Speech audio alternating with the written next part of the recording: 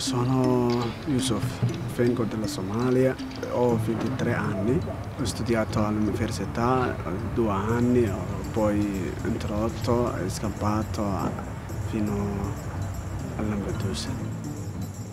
Quel settore di immigrati, i rifugiati, quelli che fuggono dai loro paesi, dai loro cari perché la loro vita è in pericolo, hanno tutto il diritto in Italia. Questo è sancito dalla legge, dalla Costituzione. La civiltà di ogni paese si legge nella sua Costituzione. In Italia da quel lato non ci manca nulla. Quando ho trasferito a Torino, in giugno 2008, e poi 30 giugno, primo giorno, è andato all'ufficio stranieri. Ho chiesto un posto di dormire e hanno detto non abbiamo tempo, non abbiamo posto di dormire e aspetti un anno. Che un immigrato riconosciuto come rifugiato, che ha avuto questo status in Svezia, in Finlandia, in Norvegia, nel Regno Unito, che passi una notte per strada, è una grande assurdità, è una cosa da quelle parti non accettabile. Ho deciso non posso stare a strada, a stazione sempre, ma poi è andato in Olanda, è viaggiato in Olanda. Molte volte succede che questi ragazzi che hanno dato le impronte digitali alle autorità italiane, per esempio alla pubblica sicurezza, poi messi in banca dati, quando arrivano e ricevono questi documenti passano per l'altra Europa. È stato campo olandese, ho chiesto il secondo tempo asilo politico e alla fine mi hanno detto dopo 10 mesi non possiamo darti un posto di asilo politico perché tu hai asilo politico, tu sei asilo politico in Italia ma non puoi vivere in Olanda.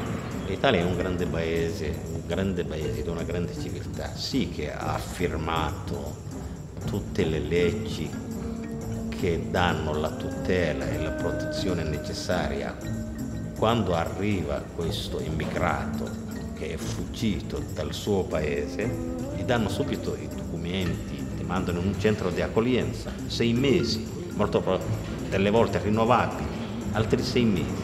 Io ho deciso a tornare indietro e poi ho tornato a 19 giugno 2009 e poi ho iniziato la vita normale a Torino e stato a Corso Peschiera e poi il comune trasferito a Fiaschi.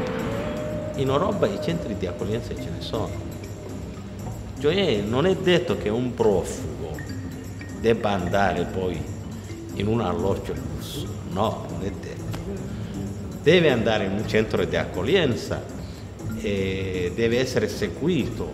Quando è stato a Fiaschi ho iniziato a imparare lingua e ho iniziato anche a imparare corso di formazione informatica e poi il comune è trasferito circolarci a Piazza Bencasi il 9 aprile 2010 è stato fino adesso.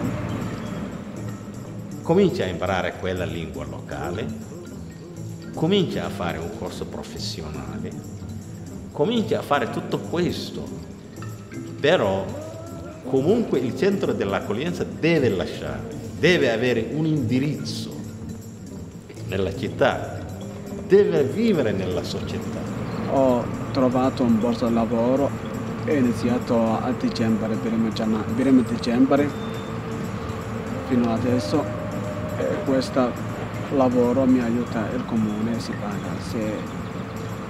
Se anche 3 mesi, a 3 mesi, contratto di 3 mesi e dopo 3 mesi non lo so come faccio. Uno che viene dall'Africa, che non parla la lingua, che non ha un dollaro in tasca, e anche se è tenuto in un centro di accoglienza 6 mesi, un anno, non è detto che raggiunge l'autonomia. non è detto. Se non trovo un lavoro. Il primo mi interessa studiare all'università, se possibile anche trovare un posto di lavoro e anche entrare quest'anno. Se non trovi un lavoro, anche penso tante cose, perché se non lavori, se non hai dormito bene, anche io ti fa scappare un altro tempo e tornare indietro. Se a livello istituzionale non cambia molto, i centri da soli non possono fare niente, perché per andare a passo con i paesi europei, per rispettare le convenzioni già firmate dallo Stato italiano, sicuramente ha l'obbligo di stanziare delle risorse a questi centri, a questi immigrati, a queste persone che fuggono dalla guerra. E questi ragazzi non è che vengono qua solo per motivi economici, loro vengono qua perché vogliono vivere. Se ci sarà pace, ultimamente devo tornare subito, che entro un mese. Se questo mese c'è un pace anche sulla zona di Mogadiscio, capitale, devo tornare subito, perché ho mancato 3 anni di più, quasi 3 anni, poi devo tornare al mio paese, alla mia terra, abbracciare famiglie, poi vivere insieme, insomma.